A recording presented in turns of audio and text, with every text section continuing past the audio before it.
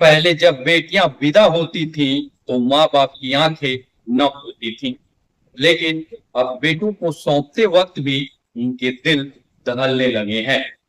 अब दूल्हा बनकर घर से निकला बेटा कभी कभी कफन में लिपट कर लौटता है। नमस्कार दोस्तों, स्वागत है आप सभी का राष्ट्र की रौनक चैनल पर। कभी शादी वो सपना हुआ करती थी जिसे देखने के लिए लड़के भी आंखों में मोती पाला करते थे। माँ बाप की दुआएं, दोस्तों की खुशियां और नई जिंदगी की उम्मीदें। लेकिन अब शादी सिर्फ एक रस्म नहीं, एक जोखिम बन गई है। अब हर जयमाला के पीछे एक साजिश छुपी होती है। हर फेरे के साथ एक खतरा बढ़ता है और कभी कभी सिंदूर लगने से पहले ही कफन तय हो जाता है। यही हुआ राजा रघुवंशी के साथ। जी हाँ, जिसने प्यार को अपनाया पर बदले में मिला धोखा और फिर मौत। आज की कहानी अंधेरे से आई वो चीख है जो प्यार के भरोसे और शादी के नाम पर धोखे की सबसे खौफनाक तस्वीर दिखा रही है। कभी शादी एक पवित्र रिश्ता हुआ करता था जहां दो अनजाने लोग 7 फेरों के साथ 7 जन्मों का वादा करते थे। लेकिन अब उन फेरों के पीछे नियतें बदल चुकी हैं, चेहरे बदल चुके हैं और सबसे खतरनाक बात, अब भरोसा भी बदल चुका है। एक दौर था जब बेटियों की विदाई पर माँ बाप की आंखें नम होती थी, लेकिन अब बेटों को दूल्हा बनाकर विदा करते वक्त भी माँ बाप की रूह कांप जाती है, क्योंकि उन्हें नहीं पता कि उनका लाल दूल्हा बनकर जा रहा है या कफन में लिपट कर लौटेगा। शादी अब महज एक रस्म नहीं रही, अब एक जुआ है जिसमें दांव पर सिर्फ प्यार नहीं, पूरा वजूद लग जाता है। और जब दांव गलत पड़ता है तो कोई राजा रघुवंशी जैसे बेटे की लाश पहाड़ों से बरामद होती है। यह कोई फिल्मी कहानी नहीं है, यह एक खौफनाक सच्चाई है जिसमें वो लड़की जिसकी मांग में सिंदूर भरने वाला शख्स उसके सपनों का राजकुमार था, उसी का कातिल बन जाता है। वो कातिल जो बाहर से नहीं आया, वो कातिल उसी के घर की तस्वीरों में छुपा हुआ था। जहां हंसी थी, जहां रस्मों के साथ एक नई जिंदगी की शुरुआत होनी थी, वही मेरठ में मुस्कान ने अपने पति को मारकर ड्रम में छिपा दिया था। और अब मेघालय की शांत वादियों में राजा रघुवंशी के साथ जो हुआ, उसने शादी के पवित्र रिश्ते का दाग कर दिया। यह सिर्फ हत्या की कहानी नहीं है, बल्कि उस भरोसे की चिता है जिसे हम 7 जन्मों का बंधन कहते हैं। यह उस प्यार की त्रासदी है जिसे हम सिंदूर का प्रतीक मानते थे। राजा की शादी की तस्वीरें देखकर दिल कांप उठता है। बहन के साथ बनाए उनके हंसी खुशी के वीडियो, पत्नी को प्यार से देखने वाली नजरें और 7 फेरे लेते वक्त की मुस्कान, यह सब देखकर मन में एक ही सवाल उठता है, अब भरोसा किस पर करें?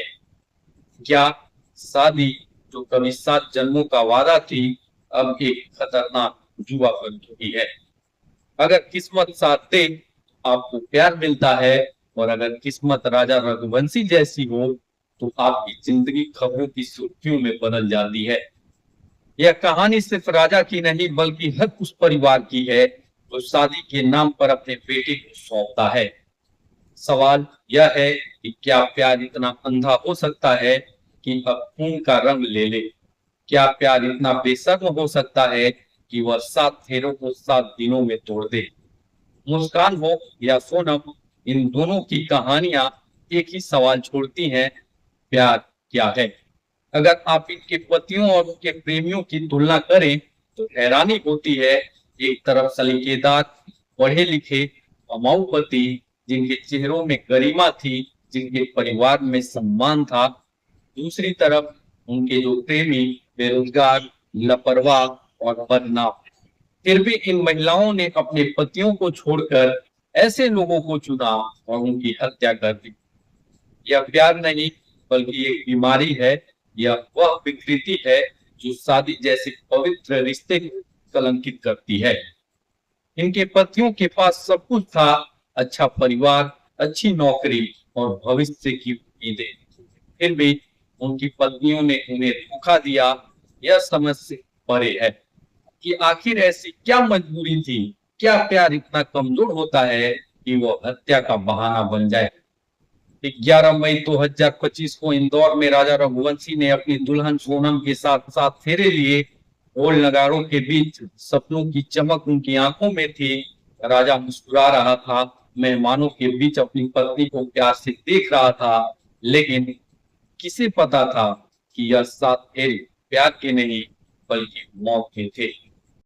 शादी के ठीक 9 दिन बाद 20 मई को सोनम ने राजा से कहा कि वह मेघालय घूमना चाहती है। कामाख्या मंदिर, शिलोंग की वादियां, हनीमून का सपना। यह सब सुनकर राजा ने हामी भर दी। उसने अपनी माँ से बात की, लेकिन नई नवेली पत्नी की जिद के आगे वह झुक गया। 22 मई को मेघालय पहुंचे। वहां की हरियाली में स्कूटर पर घूमना, ट्रैकिंग और हंसी खुशी के पल, सब कुछ हनीमून जैसा था। लेकिन 23 मई की सुबह सोनम ने अपनी सास को फोन किया, जंगल में खाना नहीं मिल रहा, रास्ते मुश्किल हैं, राजा ट्रैकिंग पर जिद कर रहा है। फिर फोन बंद हो गया। 2 जून को राजा की लाश जंगल में मिली, सिर पर गहरे घाव, गहने गायब और पास में सोनम की जैकेट। लोग सदमे में थे, क्या हुआ, कैसे हुआ। 9 जून को गाजीपुर के ढाबे पर सोनम प्रकट हुई और पुलिस के सामने सरेंडर कर दिया। लेकिन पुलिस ने इसे नाटक बताया, यह हत्या सुनियोजित थी। सोनम का राज कुशवाहा नाम के शख्स से अफेयर था। उसने राजा को मेघालय बुलाया, जंगल में ले गई और अपने प्रेमी के साथ मिलकर उसकी हत्या कर दी। वहीं सीसीटीवी फुटेज में वह राज कुशवाहा के साथ दिखी। एक टूरिस्ट गाइड ने बताया कि हनीमून के दौरान वह दूसरों के साथ भी थी। सोनम चिल्लाती रही कि वह बेगुनाह है, कि उसका अपहरण हुआ था, लेकिन पुलिस ने सवाल उठाए। शिलोंग से गाजीपुर तक 1162 किलोमीटर का रास्ता।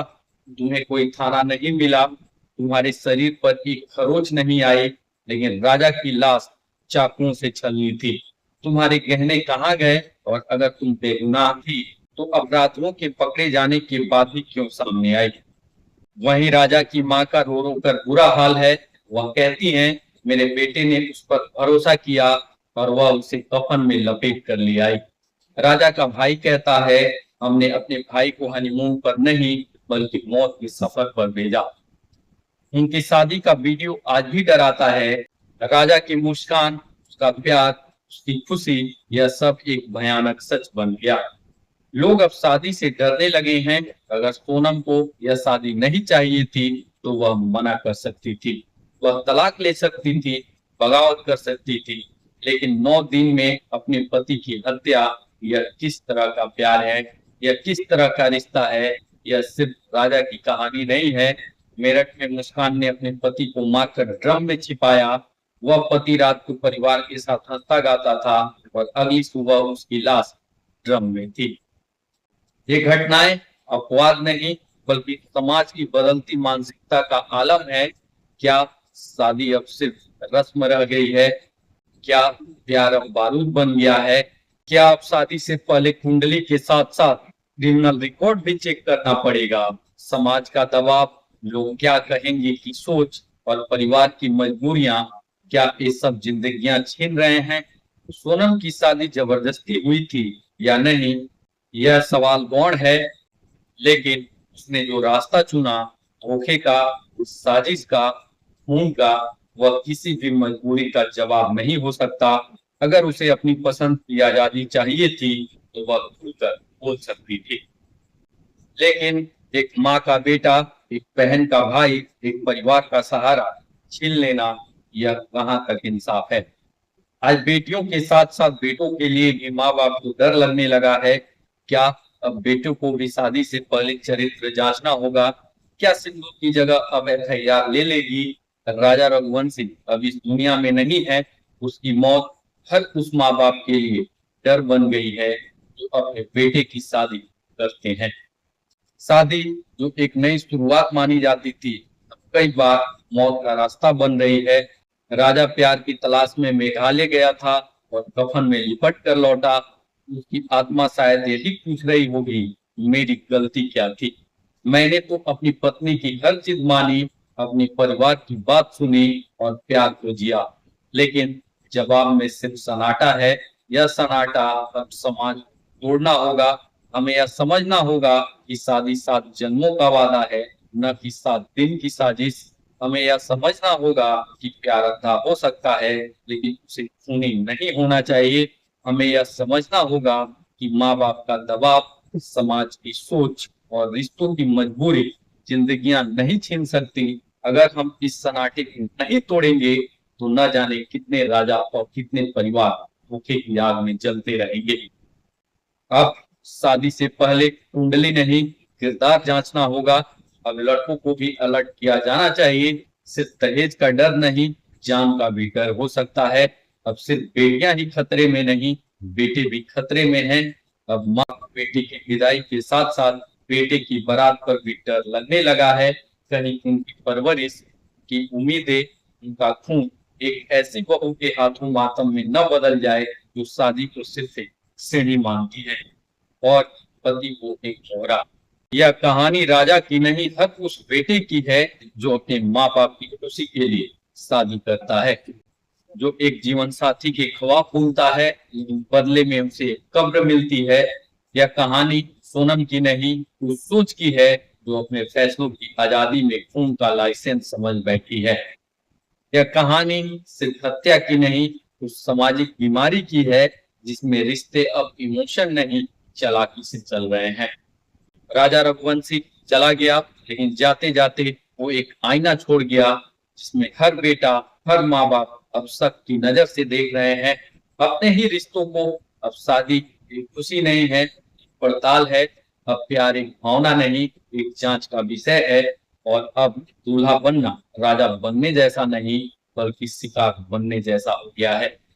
अगर इस सोच हम नहीं बदलेंगे, अगली अर्थी किसकी उठेगी इस वक्त तय करेगा।